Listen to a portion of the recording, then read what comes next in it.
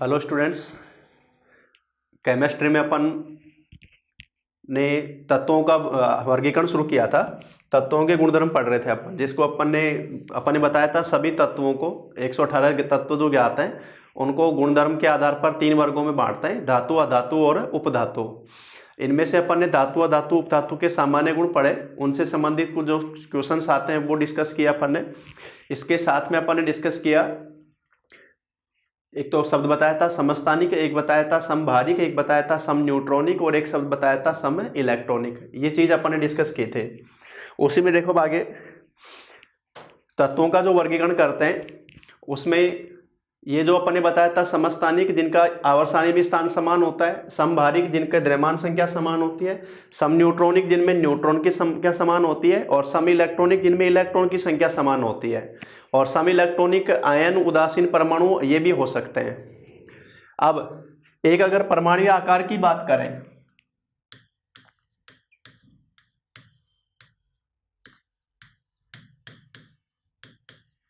परमाणुीय आकार की तुलना अगर अपन बात करें तो एक तो परमाणु पाया जाता है उदासीन रूप में, एक परमाणु पाया जाता है धनायन के रूप में और एक पढ़ते हैं अपन ऋणायन। या तो उदासीन रूप में परमाणु या फिर धनायन और ऋणायन के रूप में, दो स्थिति अपने पास में रहती हैं, धनायन और ऋणायन के रूप में। अब इसमें से ऋणायन तो बनता है जब परमाणु में इलेक्ट्रॉन का समावेश हो जाता है। कोई भी जो परमाणु है वो ऋणावेशित कब बनता है? जब उसमें इलेक्ट्रॉन जुड़ जाता है। और एक परमाणु धनावेशित कब बनता है? जब वो इलेक्ट्रॉन त्यागता है। और एक परमाणु उदासीन। अब देखो इसमें बताओ, उदासीन परमाणु में प्रोटॉन, नंबर ऑफ प्रोटॉन और नंबर ऑफ इलेक्ट्रॉन क्या है? एक समान है। जब उसी परमाणु से इलेक्ट्रॉन निकलेंगे, नाभिक आवेश होता है परमाणु के नाभिक में उपस्थित प्रोटॉन की संख्या। अगर इलेक्ट्रॉन उससे निकल रहे हैं तब परमाणु धनावेशित होता है। इसका मतलब नाभिकीय आवेश का मान बढ़ जाता है। नाभिकीय आकर्षण बल की वजह से इलेक्ट्रॉन नाभिक की ओर खींचते हैं। इससे परमाणु का आकार क्या होता है? संकुचित होता है, छोटा होता है। तो धनायन का आकार संगत उदासीन परमाणु की तुलना में छोटा होता है। जैसे मैं कहूं कि मैग्नीशियम परमाणु उदासीन, और इससे जब 2 इलेक्ट्रॉन निकल गए, संयोजित 2 इलेक्ट्रॉन निकल गए तो Mg+2। ऐसी स्थिति में इसका जो आकार है वो इससे क्या हो जाता है? संकुचित हो जाता है, छोटा हो जाता है। तो धनायन का आकार संगत उदासीन परमाणु से कैसा होता है? छोटा होता है।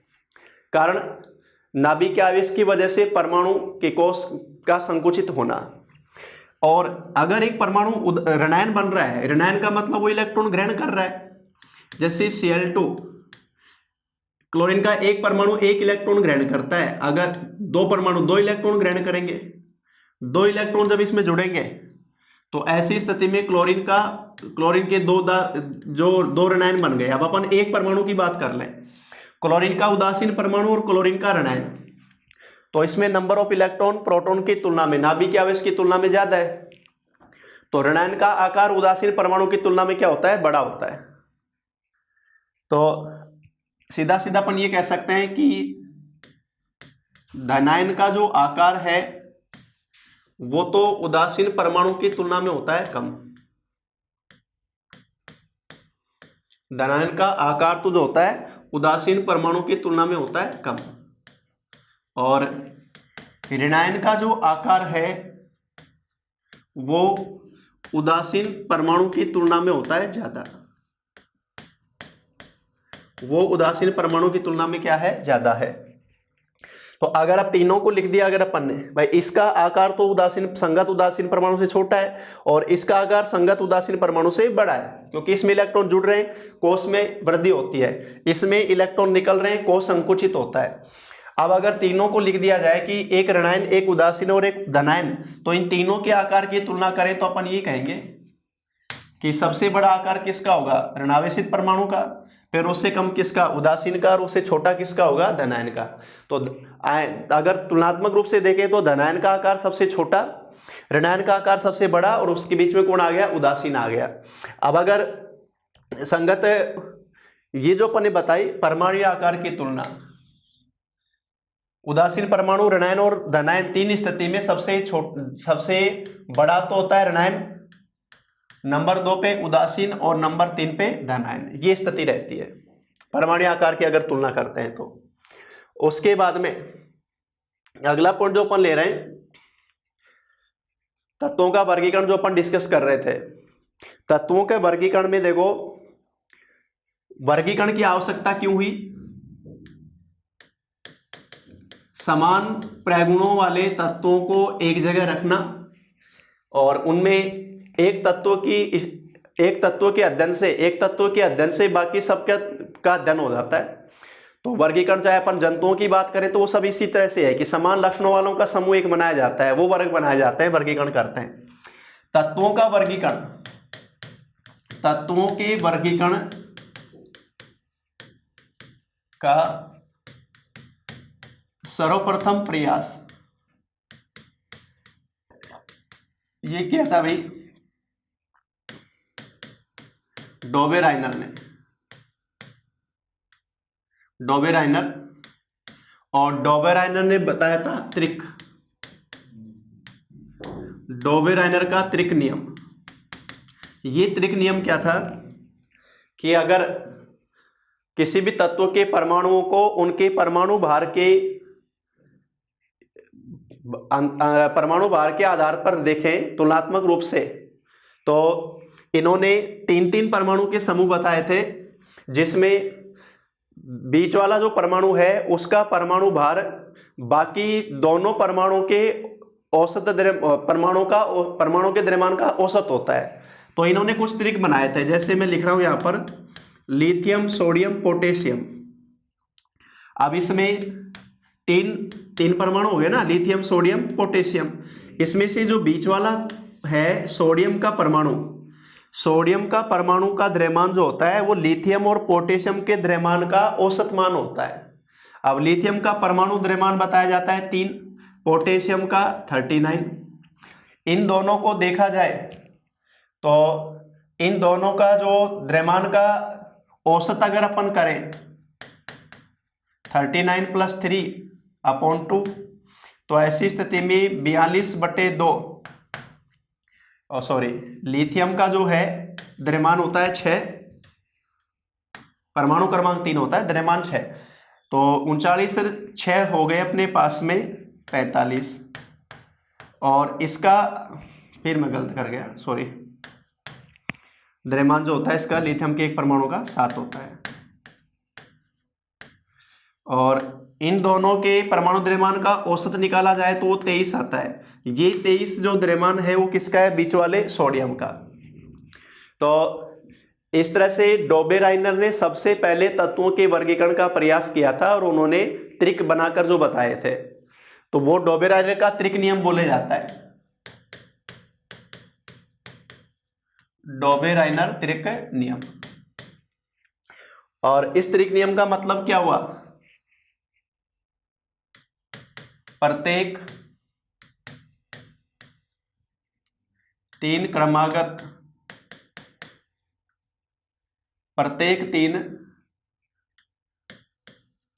परमाणु में, चलो इसको मैं एग्जाम्पल से बता ही दिया है, दिखाने की जरूरत नहीं है, सीधा इसे समझो, इतना ज़्यादा ये पूछता नहीं है। बस ये ध्यान रखना, अगर ऐसे क्वेश्चन आता है कि तत्वों के वर्गीकरण का सबसे पहला प्रयास किसने किया था, तो डोबेराइनर ने किया था। और इन्होंने कौन सा नियम बताया था? त्रिक नियम बताया था कि 3 परमाणु के समूह बताए, उसमें बीच वाले परमाणु का जो द्रव्यमान होता है बाकी 2 के औसत का मान आ जाता है। इसी प्रकार से बेरिलियम, मैग्नीशियम, कैल्शियम,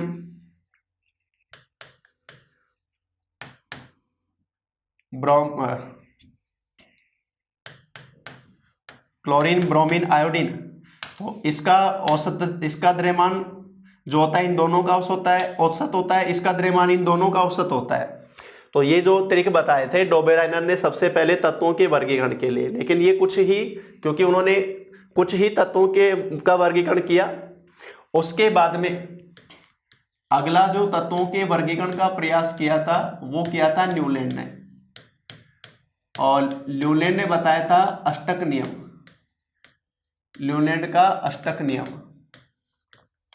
एक तो देखो अपन ने पढ़ा था कोसे लुईस अष्टक नियम, जो पढ़ा अपन ने ऑक्टेट रूल, वो बताया था अपन ने बाह्यतम संयोजी कोष में 8 इलेक्ट्रॉन पूरे करने के लिए, 8 इलेक्ट्रॉन पूरे जो करते हैं उसके लिए या तो परमाणु इलेक्ट्रॉन त्यागता है या परमाणु इलेक्ट्रॉन ग्रहण करता है। त्यागता है तो धनावेशित, ग्रहण करता है तो ऋणावेशित। अब न्यूलैंड का जो अष्टक नियम है वो अष्टक नियम क्या कहता है, जैसे संगीत में अपने 7 सुर के बाद में 8वां सुर क्या होता है, रिपीट होता है, सा रे गा मा पा दी ना सा, सा रे गा मा पा दी ना सा। तो संगीत के जो 7 सुर बोलते हैं अपन, संगीत के सुर की अगर अपन बात करें तो अपन लिखते हैं सा रे गा मा पा दी ना और फिर ये आ गया सा। तो बताओ 8वां सुर पहले का क्या हुआ, रिपीटेशन हुआ। तो ऐसे ही न्यूलैंड ने बताया कि तत्वों को जब उनके परमाणु भार के क्रम में व्यवस्थित किया जाता है तो 8वें तत्व का जो परमाणु होता है उसके प्रगुण पहले वाले तत्व के परमाणु के क्या हैं, समान हैं।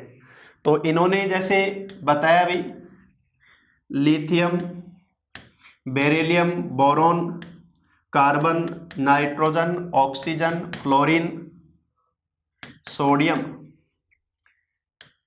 Magnesium, aluminium, silicon, phosphorus, sulphur, chlorine, potassium, calcium, 1 2 3 4 5 6 7 8 9 10 11 12 13 14 15 16। प्रत्येक 8वें तत्व पर जो परमाणु जिस तत्व का परमाणु आ रहा है वो पहले वाले के समान है। तो लिथियम, सोडियम, इस एक के बाद में 8वें नंबर पे कौन आ रहा है, सोडियम। इसके बाद में 8वें पे कौन आ रहा है बताओ, 1 2 3 4 5 6 7 8, ये जो आ गया। इसके बाद में जो अगर लिखें अपन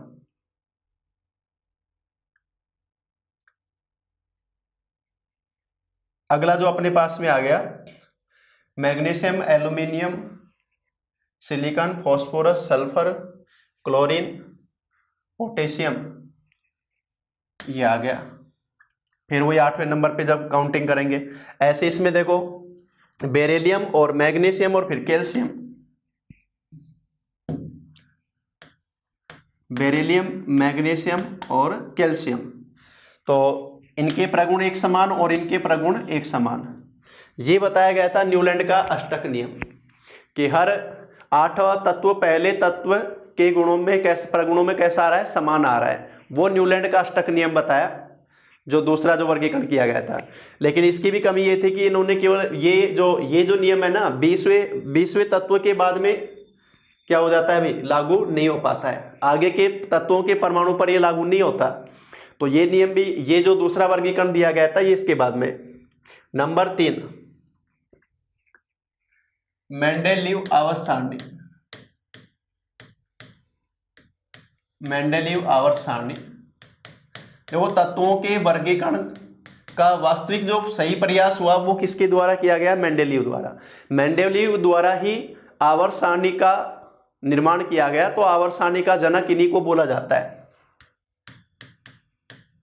अगर क्वेश्चन आता है फादर ऑफ पीरियोडिक टेबल, आवर्त सारणी का जनक, आवर्त सारणी का पितामह है, तो नाम किसका आता है अभी, मेंडेलीव का। और मेंडेलीव ने तत्वों का वर्गीकरण किया था। इनके तत्वों के वर्गीकरण का आधार था परमाणु भार। परमाणु भार इनके तत्वों के वर्गीकरण का आधार क्या था अभी, परमाणु भार था। तो इन्होंने बताया था तत्वों के जो प्रगुण हैं वो परमाणु भार के आवर्ती फलन होते हैं, परमाणु भार के आवर्ती फलन होते हैं। लेकिन ये जो वर्गीकरण किया गया मेंडेलीव द्वारा, इन्होंने 7 आवर्त और 9 वर्ग बताए थे। और ये जो 9 वर्ग बताए थे उन्होंने बताए थे 0 से 8 तक। तो 0, 1, 2, 3, 4, 5, 6, 7, 8, 9 ये वर्ग उन्होंने बताए थे। 7 तो आवर्त बताए थे, 9 वर्ग बताए थे। इनमें से जो 0 था ना, जिसको शून्य वर्ग बोला गया, ये शून्य वर्ग बताया गया था नोबेल गैस के लिए। किसके लिए बताया गया था अभी? नोबेल गैस के लिए, छद्म गैस के लिए बताया गया था शून्य वर्ग जो बताया गया। अब इन्होंने जो वर्गीकरण किया, बताओ किसके आधार पर किया? मेंडेलीव ने जो तत्वों का वर्गीकरण किया था वो परमाणु भार के आधार पर किया था। अब परमाणु भार की अगर बात करें तो जब पता चला खोज रेडियो समस्थानिक तत्वों की, रेडियो सक्रिय तत्वों की, समस्थानिक की खोज,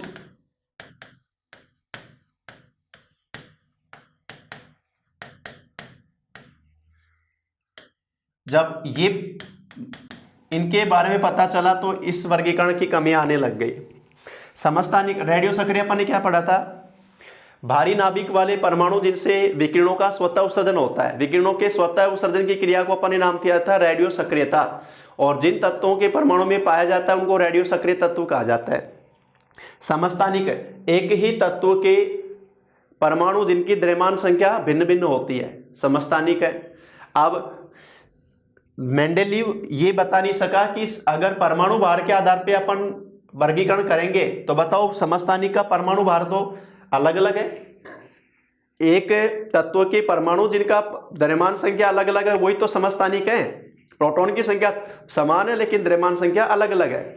तो ऐसी स्थिति में समस्थानिक का ही स्थान अलग अलग हो जाएगा। तो एक तत्व के परमाणु भी अलग अलग जगह पे आ जाएंगे अगर परमाणु भार के आधार पे व्यवस्थित करेंगे तो। उसके बाद में एक जो कमी निकली, हाइड्रोजन की स्थिति निश्चित नहीं,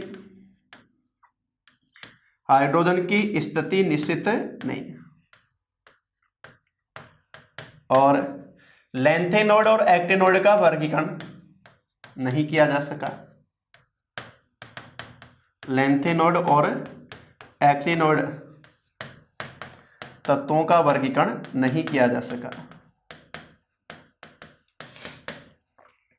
तो ये जो कमियां निकली मेंडेलीव की, लेकिन फिर भी मेंडेलीव ने तत्वों को परमाणु भार के आधार पर व्यवस्थित किया था। भावी तत्वों को परमाणु के संभावित में इन फ्यूचर और भी तत्व आ जाएंगे तो परमाणु भार के आधार पर उनके रिक्त स्थान भी छोड़े गए थे।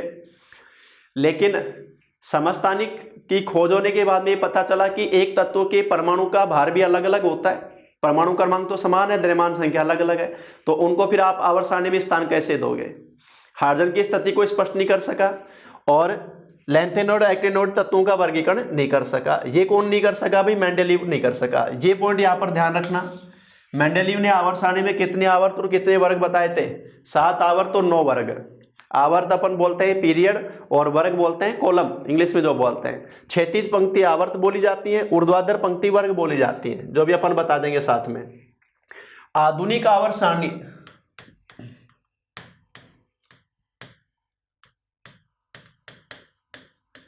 आधुनिक आवर्त सारणी, और इस आधुनिक आवर्त सारणी का जनक है हेनरी मोजले। हेनरी मोजले। और इस आवर्त सारणी के में तत्वों के वर्गीकरण का आधार क्या है भाई? इसमें वर्गीकरण का आधार है परमाणु क्रमांक। परमाणु क्रमांक, और परमाणु क्रमांक किसकी संख्या है भाई? ये है प्रोटॉन की संख्या। ये प्रोटॉन की संख्या है। तो अभी अपन ने बताया समस्थानिक उनको बोलते हैं जिनमें परमाणु क्रमांक तो समान है लेकिन द्रव्यमान संख्या कैसी है? अलग अलग है।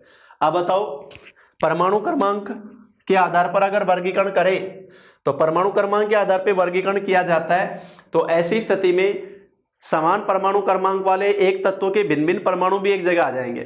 तो समस्थानिक को आवर्त सारणी में एक ही स्थान मिल गया। एक तत्व के चाहे कितने भी परमाणु हो, आवर्त सारणी में उनको एक ही स्थान मिलेगा परमाणु क्रमांक के आधार पर। तो वर्गीकरण का आधार था परमाणु क्रमांक, और इसमें थे 7 आवर्त व 18 वर्ग। 7 आवर्त और 18 वर्ग में वर्गीकरण किया गया। आधुनिक आवर्त सारणी जो अपन पढ़ते हैं हेनरी मोजले द्वारा 7 आवर्त और 18 वर्ग में, और ये आधारित है नील्स बोर मॉडल पर। आधुनिक आवर्त सारणी किस पर आधारित है भाई? नील्स बोर मॉडल पर आधारित है।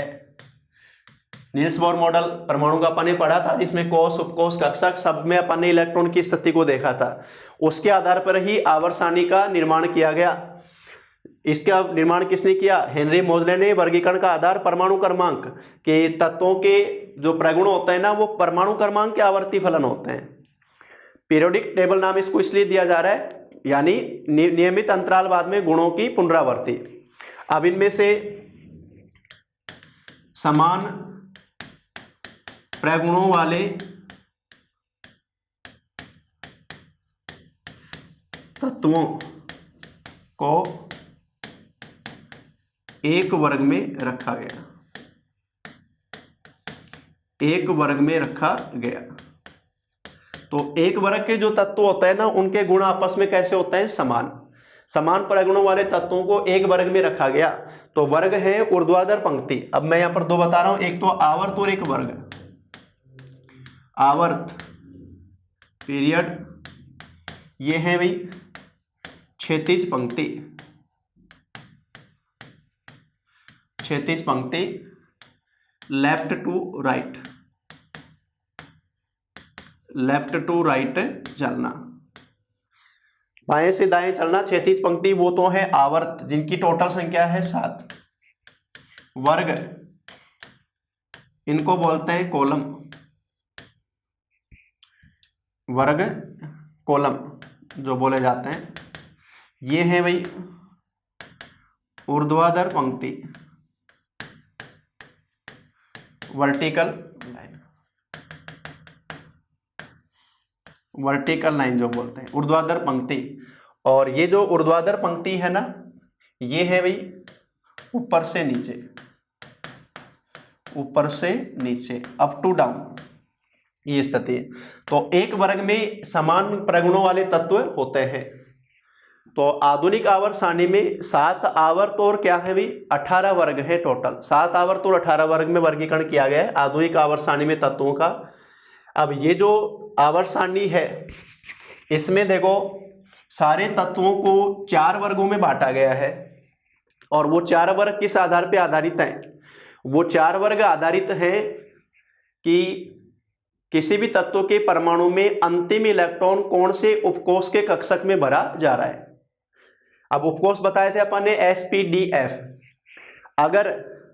अगर किसी तत्व के परमाणु में इलेक्ट्रॉन अंतिम रूप से s उपकोष के कक्षक में भरा जा रहा है तो s ब्लॉक तत्व है। p उपकोष के कक्षक में भरा जा रहा है तो p ब्लॉक तत्व है। d उपकोष के कक्षक में भरा जा रहा है तो d ब्लॉक तत्व है। f उपकोष के कक्षक में भरा जा रहा है तो f ब्लॉक तत्व है। 4 ब्लॉक में इनको बांटा गया है। कौन कौन से बोले मैंने बताओ?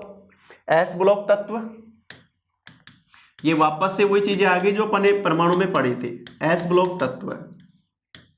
तो इसमें कौन से आएंगे भाई? अंतिम इलेक्ट्रॉन s उपकोष के कक्षक में भरा जाता है, s उपकोष के कक्षक में भरा जाता है। ये तो कौन से हो गए? s ब्लॉक तत्व है। और इनका सामान्य इलेक्ट्रॉनिक विन्यास जो होता है, इनका जो सामान्य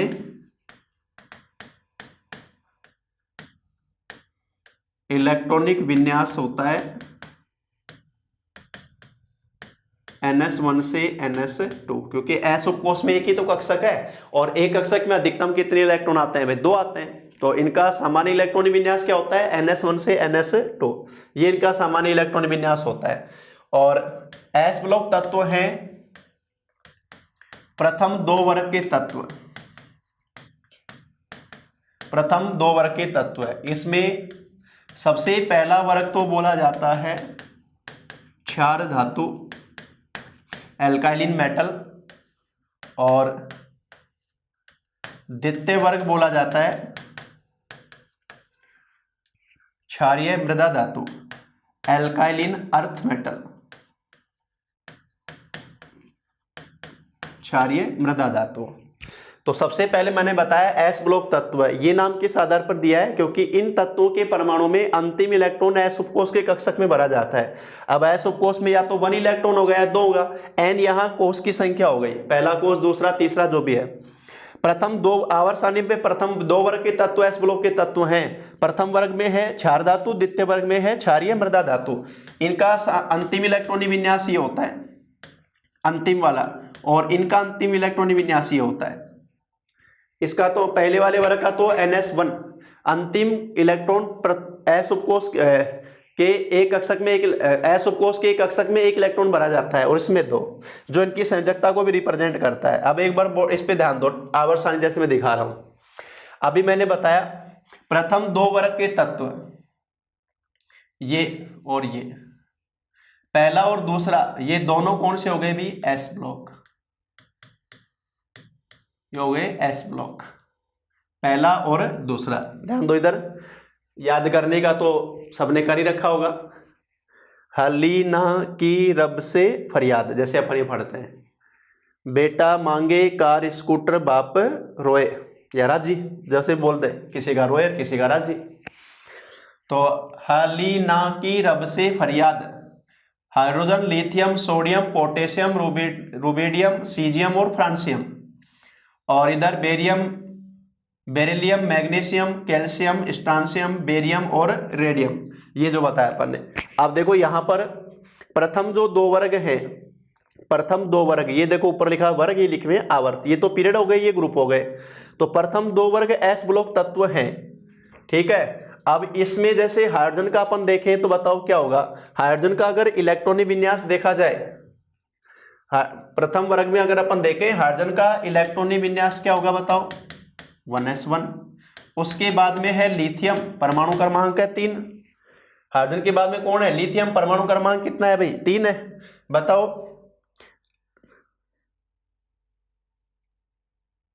लिथियम का अगर देखें तो 1s2 2s1। उसके बाद में नंबर 3 पे सोडियम, इस वर्ग में तीसरे में आ रहा है सोडियम, परमाणु क्रमांक है 11।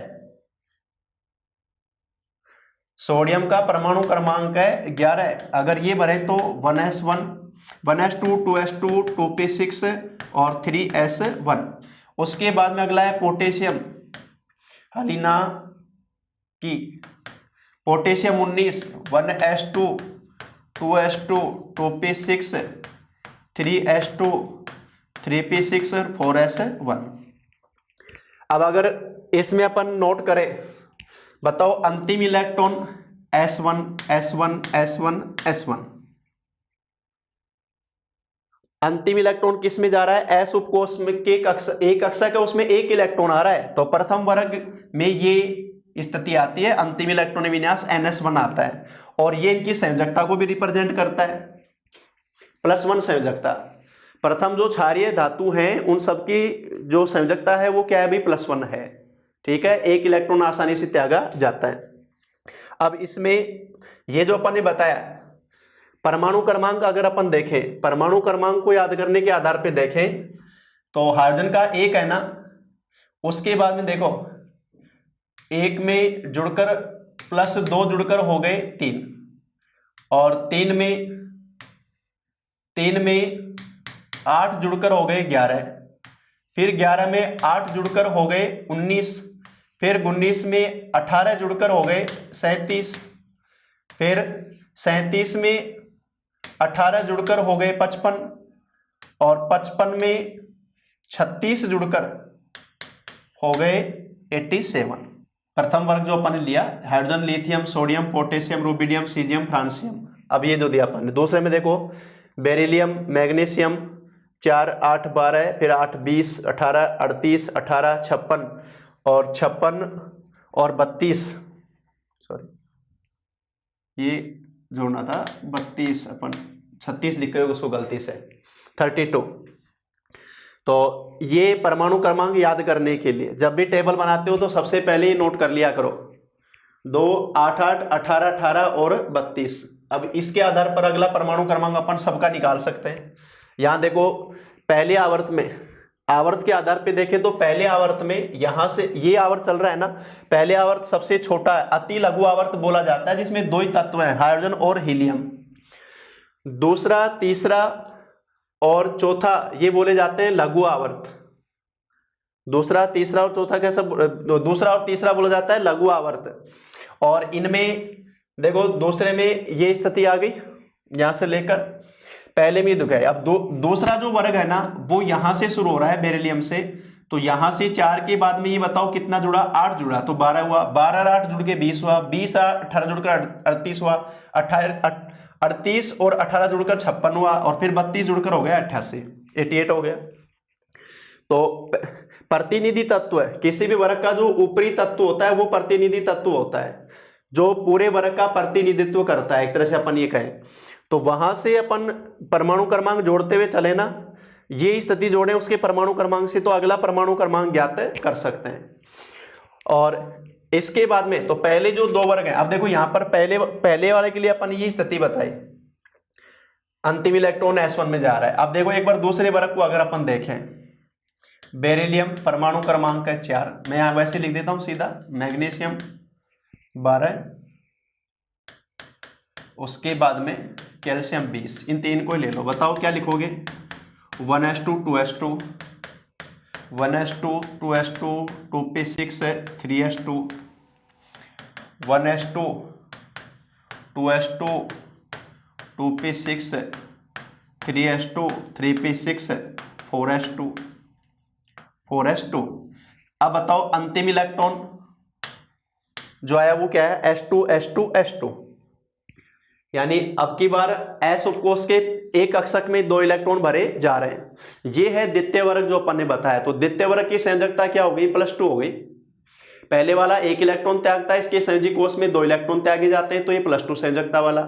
एक वर्ग के सारे तत्वों की संयोजकता एक समान होती है, ध्यान रखना, एक वर्ग के सभी तत्वों की संयोजकता कैसी होगी, एक समान। तो एक वर्ग जो संख्या है ना, वर्ग संख्या उसकी संयोजकता को भी रिप्रेजेंट करती है, ये भी ध्यान रखना। तो पहला वर्ग जो है वो संयोजकता 1 आ रही है, दूसरा वर्ग संयोजकता क्या बता रहा है भाई, +2 बता रहा है, ये स्थिति। तो ये तो दोनों हैं S ब्लॉक के तत्व, कौन कौन सा भी, पहला और दूसरा वर्ग, ये S ब्लॉक के तत्व हैं। अब उसके बाद में अपन बात करें P ब्लॉक, S ब्लॉक के बाद में अगर अपन बात करें P ब्लॉक, अब जैसा इसमें नाम से आ रहा है P ब्लॉक का मतलब इसमें वो सभी तत्व आएंगे जिनके परमाणु में अंतिम इलेक्ट्रॉन P उपकोष के कक्षक में भरा जाता है, P उपकोष के कक्षक में भरा जाता है। अंतिम इलेक्ट्रॉन P उपकोष के कक्षक में भरा जाता है। और आवर्त सारणी में 13वें से 18वें वर्ग के तत्व जो हैं वो कौन से तत्व हैं भाई, P ब्लॉक तत्व हैं। और इनका जो सामान्य इलेक्ट्रॉनिक विन्यास होता है, इनका सामान्य इलेक्ट्रॉनिक विन्यास होता है NH2 NP1C NP6, ये स्थिति आती है।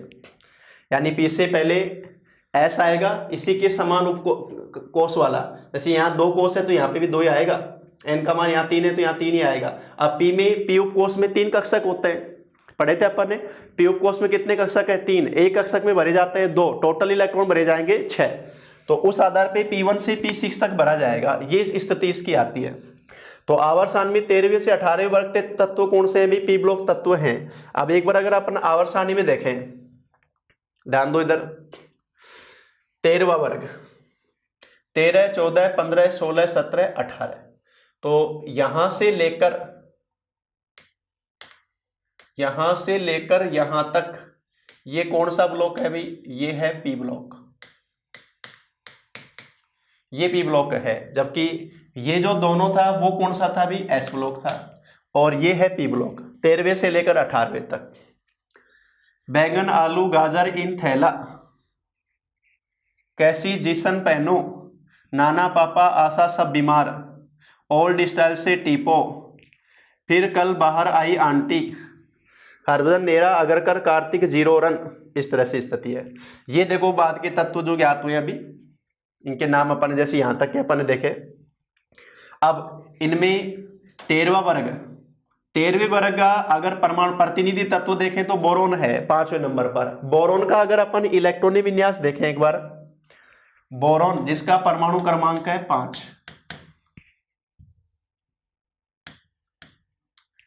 इसके बाद में एल्यूमिनियम परमाणु क्रमांक है 13।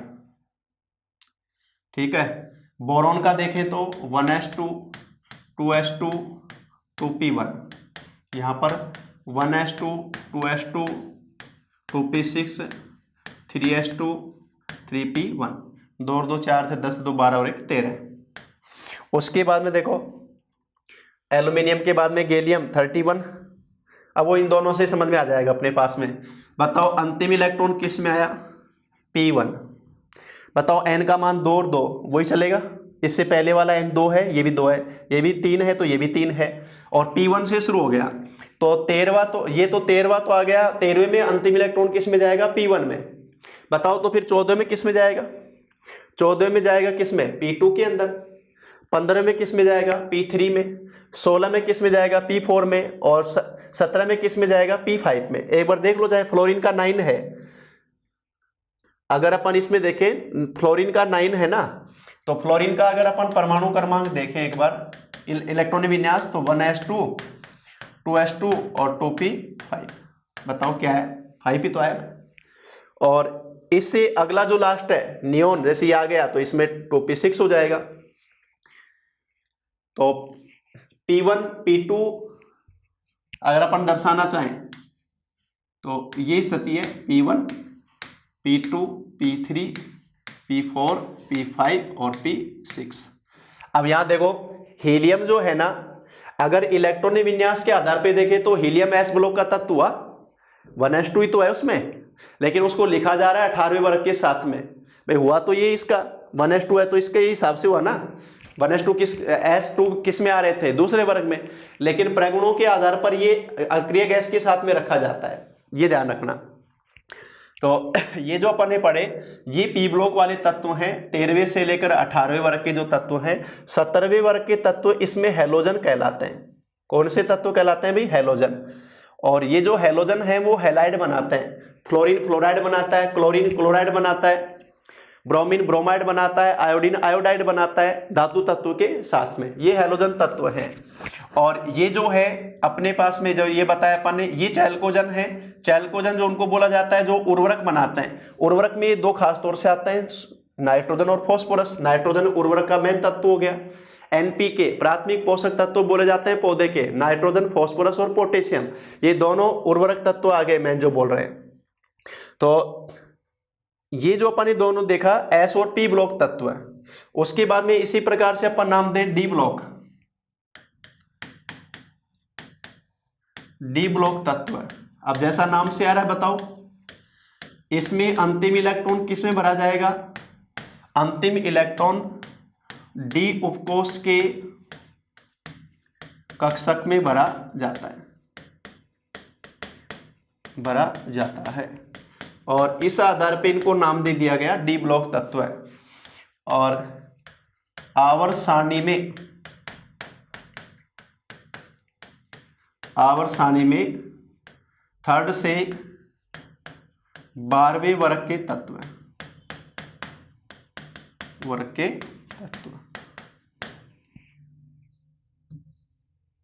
3rd से 12वें वर्ग के तत्व जो हैं वो कौन से हैं भाई, डी ब्लॉक तत्व हैं। और एस व पी ब्लॉक तत्व के मध्य स्थित, बताओ हो गए कि नहीं हो गए। इधर तो आ रहे हैं एस ब्लॉक तत्व, इधर आ रहे हैं पी ब्लॉक तत्व, और इनके बीच में जो आ गए 3rd से लेकर 3rd 4th 5th 6th 7th 8th 9th 10th 11th 12th, यहां से यहां तक ये जो आ गए 3rd से लेकर 12वें वर्ग के तत्व जो आ गए ये डी ब्लॉक तत्व हैं। और इनको डी ब्लॉक क्यों बोला गया है? क्योंकि अंतिम इलेक्ट्रॉन डी उपकोष के कक्षक में जा रहा है और एस और पी ब्लॉक के बीच में है, तो इनको संक्रमण तत्व बोला जाता है, ध्यान रखना, मध्य स्थित। और इसी आधार पर इनको क्या नाम दिया जाता है? संक्रमण तत्व इनको बोला जाता है। एस और पी ब्लॉक के मध्य स्थित होने के कारण सेतु तत्व भी बोला जाता है इनको। एस और पी ब्लॉक को जोड़ने का काम करते हैं तो सेतु तत्व भी है। संक्रमण तत्व इनको बोला जा रहा है, इनके बीच में स्थित है ये, एस और पी ब्लॉक के बीच में। अब इसमें तीसरे से 12वें वर्ग के आगे डी ब्लॉक का अगर अपन सामान्य इलेक्ट्रॉनिक विन्यास देखें, सामान्य इलेक्ट्रॉनिक विन्यास अगर इनका देखा जाए तो वो स्थिति क्या आएगी बताओ? NH2NP6, S और P बराबर आएगा, N उनमें इक्वल आएगा और इसके साथ में आएगा N-1D, 1 से लेकर D10 तक, N-1D1 से N-1D10 तक, समझ रहे हो? N-1D, N का मान यहां 3 है तो यहां 2। अब देखो डी उपकोष कहां से शुरू होता है अभी? जब उपकोष का उपकोष जो है, जो अपन ने L पढ़ा था, L का मान पढ़ा था अपन ने N-1। N मुख्य क्वांटम संख्या बताई थी। L बराबर 0 के लिए S उपकोष, L बराबर 1 के लिए P उपकोष, L बराबर 2 के लिए D उपकोष, ये अपन ने बताया था। अब N-1D तक अपन बता रहे हैं इसमें। अब यहीं पर अपन एक एग्जाम्पल ले लेते हैं, डी ब्लॉक तत्व में एक एग्जाम्पल ले रहे हैं अपन, और वो एग्जाम्पल जैसे अपन ये ले लिया 21, परमाणु क्रमांक कितना है? 21। या क्रोमियम का अपन एक एग्जाम्पल लिया था पहले भी, इसमें से ले लो, कोई सा भी ले लो। चलो अपन ले रहे हैं 21, स्कैंडियम जो है Sc 21। बरो इसका बताओ, 1s2, 2s2, 2p6, 3s2, 3p6, 4s2, 3d1, 2 और 2 4, 6 10 और 2 12, 6 18, 2 20 और 1 21। अब एक बार ध्यान दो यहां पर, पहली चीज तो ये कि ये तीसरे वर्ग का था ना, स्कैंडियम देखो तीसरे का है, तो D1 यहां से शुरू होगा, यहां से शुरू होगा D1, फिर D2, D3, D4, D5, D6, D7, D8, D9 और D10। आगे 10, अधिकतम 10 भरे जाते हैं डी उपकोष के कक्षक में। तो बताओ आगे कि नहीं आगे एक एक करके, 1 2 3 4 5 6 7 8 9 10। यहां पर जो मैं चीज समझाना चाह रहा था, इनका सामान्य इलेक्ट्रॉन विन्यास NH2NP6, बताओ NH2NP6, NH2NP6 जो आ रहा है अपने पास में, ये अपन ने देखो थोड़ा सा इसमें वो लिख दिया है।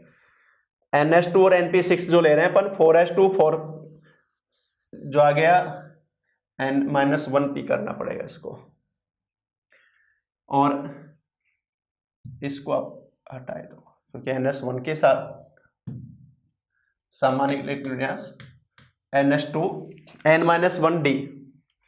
अब यहां N का मान है 4 और D में देखो क्या हो गया N-1, तो 4 में से कम हो गया 3 हो गया, तो डी उपकोष में कक्षक मुख्य कोष की बात करें तो उससे पहले वाले में भरे जा रहे हैं। अब 3D1 से लेकर 3D10 तक ये पूरा आएगा, कौन से वाले में? तीसरे वर्ग में। जो अपन लेके चलेंगे D1 से लेकर D10 तक ये स्थिति चलेगी। फिर यहां पर वही D1 से आएगा, लेकिन यहां पर आएगा 4D1, फिर 5D1, 6D1, इस तरह से चलेगा 10 तक जाएगा। तो ये होंगे डी ब्लॉक तत्व, और ऐसे अपन नाम पढ़ते हैं एफ ब्लॉक तत्व।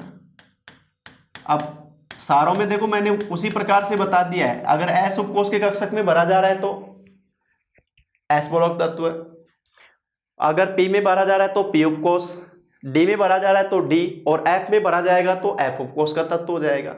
अंतिम इलेक्ट्रॉन किस में जा रहा है? अंतिम इलेक्ट्रॉन एफ उपकोष के कक्षक में भरा जाता है,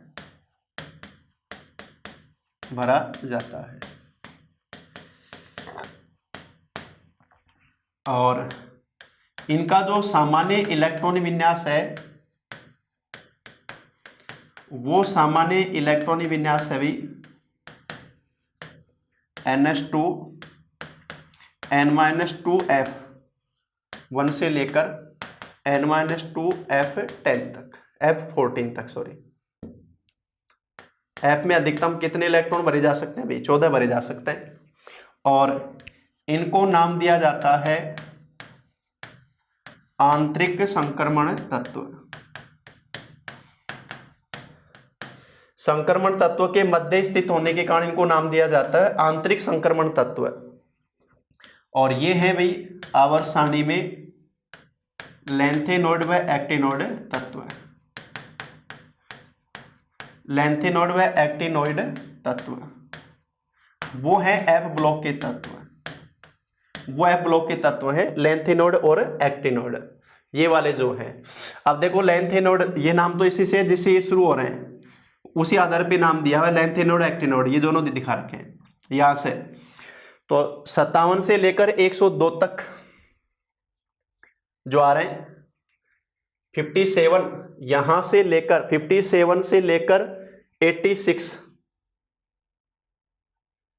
70 56 से 70 तक जो चल रहे हैं, पहला वर्ग जो आ गया ये तो लैंथेनोइड है। और 88 से 102 तक ये एक्टिनोइड वाले तत्व हैं जो यहां दर्शा रखे हैं। देखो तो ये वाला तो लैंथेनोइड का है, यहां पर जो आ गया स्थिति, और ये वाला जो है वो एक्टिनोइड का है। तो अवलग तत्व इनके बीच में आते हैं, ये वाली जो स्थिति आती है। तो इनके जो नाम पड़े हुए हैं भाई वो इसी आधार पे है कि अंतिम इलेक्ट्रॉन की स्थिति क्या है, उसके आधार पर इनको 4 वर्गों में बांट रखा है। अब एक वर्ग में ऊपर से नीचे और एक आवर्त में बाएं से दाएं, मैंने बताया था आवर्त पीरियड है लेफ्ट टू राइट क्षैतिज पंक्ति, और वर्ग है अप टू डाउन ऊपर से नीचे, वो है ऊर्ध्वाधर पंक्ति वर्टिकल लाइन जो है। अब आवर्त और वर्ग के गुणों में परिवर्तन किस प्रकार से होता है? मैंने अभी बताया कि एक वर्ग के तत्वों के प्रगुण समान होते हैं, इनका संयोजी कोष में इलेक्ट्रॉनिक विन्यास समान है। एक वर्ग में अगर चले अपन, कोई से भी एक वर्ग को लेकर चले, वो स्थिति रहती है उसमें। अब एक वर्ग में ऊपर से नीचे जा रहे हैं तब गुणों में परिवर्तन किस प्रकार से हो रहा है, एक आवर्त में बाएं से दाएं जा रहे हैं तब गुणों में परिवर्तन किस प्रकार से हो रहा है, ये अपन 2 एग्जाम्पल लेके कर लेंगे। जैसे इधर तो अपन ने वर्ग में ले लेते हैं और इधर एक आवर्त में ले लेंगे अपन। आवर्त में मैं ले रहा हूं दूसरा, लघु आवर्त जो बोला जाता है दूसरा, वो ले रहा हूं, और वर्ग में वो पहले वाला ले रहा हूं। एक पहले अपन बात करते हैं वर्ग के लिए। वर्ग में ऊपर से नीचे जाने पर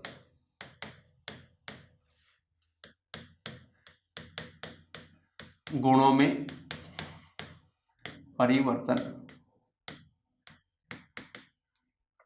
एक वर्ग में जब अपन ऊपर से नीचे जा रहे हैं तो गुणों में किस प्रकार से परिवर्तन आ रहा है, ये स्थिति अगर अपन देखते हैं, ये अपन ने बताया था रब से फरियाद। चलो ध्यान दो इसमें, ये परमाणु क्रमांक 1 3 8 11 8 19 18 37 18 55 और 32, ये हो गए 87, ये स्थिति है। अच्छा अब देखो एक बार आकार देखो, हाइड्रोजन तत्व के परमाणु का आकार देखते हैं। हाइड्रोजन तत्व के परमाणु के आकार को देखें तो ये तो हो गया नाभिक, और ये पहला कोष जिसमें 1 इलेक्ट्रॉन।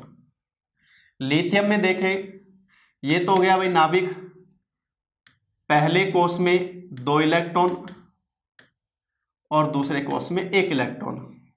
सोडियम को देखें, नाभिक पहले कोष में 2 इलेक्ट्रॉन, फिर दूसरे में 8 2 8 10 और तीसरे में फिर 1 इलेक्ट्रॉन। अच्छा ये बताओ, अभी जैसे अपन ने यहाँ 3 का लिया है, ऊपर से नीचे जा रहे हैं अपन, पहले अपन लिया हाइड्रोजन का, बताओ कोष कितना था? 1 कोष था ना, और एक कोष जो नाभिक के निकटतम, दूसरे में 2 कोष, तीसरे में 3 कोष। तो ऊपर से नीचे जब जा रहे हैं अपन, कोष संख्या में वृद्धि हो रही है कि नहीं हो रही है भाई? कोष की संख्या बढ़ रही है। और बताओ कोष की संख्या बढ़ने का मतलब क्या बढ़ रहा है? परमाणु आकार में वृद्धि। परमाणुीय आकार में वृद्धि, कोष संख्या में वृद्धि का मतलब है परमाणुीय आकार में वृद्धि। चलो दूसरा पॉइंट, कोष संख्या में वृद्धि हुई तो परमाणु का आकार बढ़ा, यह स्थिति आ रही है। और संयोजी इलेक्ट्रॉन में सबके पास में एक एक इलेक्ट्रॉन है। जैसे जैसे परमाणु का आकार बढ़ता जा रहा है, संयोजी इलेक्ट्रॉन नाभिक से दूर होता जा रहा है। बाह्यतम कोष में जो इलेक्ट्रॉन है वो नाभिक से दूरी उसकी बढ़ रही है, यानी नाभिक के आवेश में क्या आ गई? कमी आ गई। नाभिक के आवेश में कमी,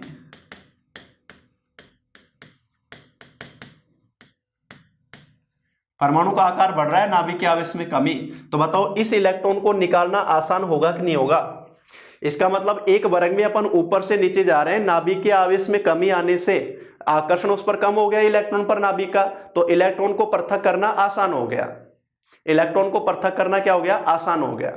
और इलेक्ट्रॉन को पृथक करना के लिए अपने को ऊर्जा चाहिए परमाणु में से। किसी भी परमाणु में से इलेक्ट्रॉन को पृथक करने के लिए जो ऊर्जा चाहिए उसको नाम दिया जाता है आयनन विभव, आयनन एंथैल्पी, आयनन ऊर्जा, आयनन विभव,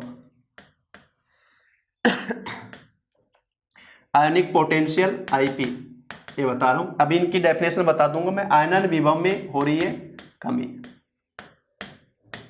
मैंने अभी बताया आयनन विभव का मतलब है जब अपन बाएं से जब परमाणु किस, आयनन विभव का मतलब क्या है वो समझो इसे। आयनन विभव का मतलब है परमाणु के बाह्यतम कोष से संयोजी कोष से एक इलेक्ट्रॉन को पृथक करने के लिए जितनी ऊर्जा की आवश्यकता होती है उसको आयनन विभव नाम दिया जाता है। किसी भी परमाणु के संयोजी कोष से एक इलेक्ट्रॉन पृथक करने के लिए आवश्यक ऊर्जा को बोला जाता है आयनन विभव। और बताओ जैसे परमाणु का आकार बड़ा होगा, परमाणु का आकार बड़ा होगा तो बाह्यतम कोष का इलेक्ट्रॉन नाभिक से प्रबल रूप से आकर्षित नहीं रहेगा, नाभिक के आवेश में कमी हो गई, इसको निकालना आसान होगा। और इसको निकालना आसान का मतलब ये ऊर्जा कम लग रही है, तो आयनन विभव में कमी आ रही है। जब ऊपर से वर्ग से अपन वर्ग में ऊपर से नीचे जा रहे हैं, आयनन विभव में कमी आ रही है। फिर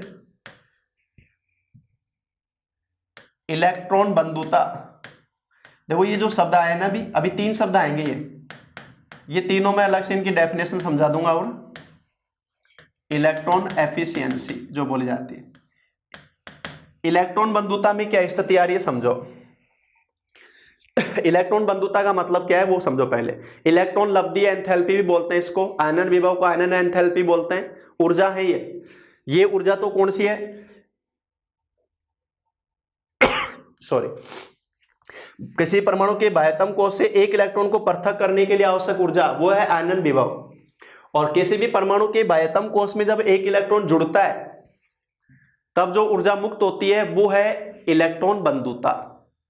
और प्रथम इलेक्ट्रॉन बंधुता हमेशा ऋणात्मक होती है, मुक्त ऊर्जा जो बोली जाती है।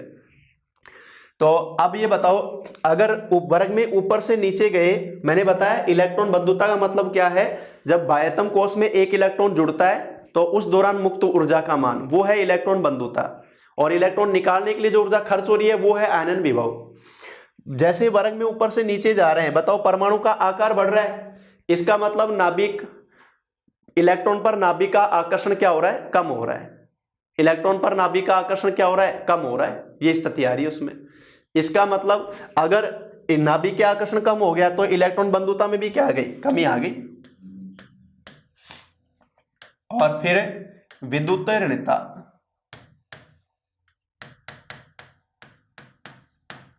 इलेक्ट्रॉन नेगेटिविटी, विद्युत ऋणता। अब बताओ तीसरा पॉइंट लिखा है मैंने विद्युत ऋणता, ये क्या है? अणु का निर्माण कब होता है? जब 2 परमाणु आपस में क्रिया करते हैं। जब भी 2 परमाणु एक दूसरे के पास आते हैं, अणु बनने का मतलब है स्थायित्व है, ऊर्जा में कमी आएगी। और जब दो परमाणु आपस में पास आएंगे उनमें इलेक्ट्रॉन का या तो आदान प्रदान होगा या साझा होगा जो स्थिति। इलेक्ट्रॉन का आदान प्रदान तब होता है जब एक परमाणु का नाभिक दूसरे परमाणु के इलेक्ट्रॉन को प्रबल रूप से आकर्षित करता है। इसका मतलब ये जो तीसरा अगला पॉइंट लिखा है मैंने विद्युत ऋणता, वो है एक परमाणु के नाभिक द्वारा दूसरे परमाणु के इलेक्ट्रॉन को अपनी ओर आकर्षित करने की क्षमता, वो विद्युत ऋणता है। अब बताओ अगर परमाणु का आकार बढ़ गया तो नाभिक के आकर्षण तो कम हो गया इलेक्ट्रॉन पर, तो डेफिनेटली विद्युत ऋणता में भी क्या आएगी, कमी आएगी। विद्युत ऋणता में भी क्या आएगी, भी कमी आएगी, ये स्थिति आएगी।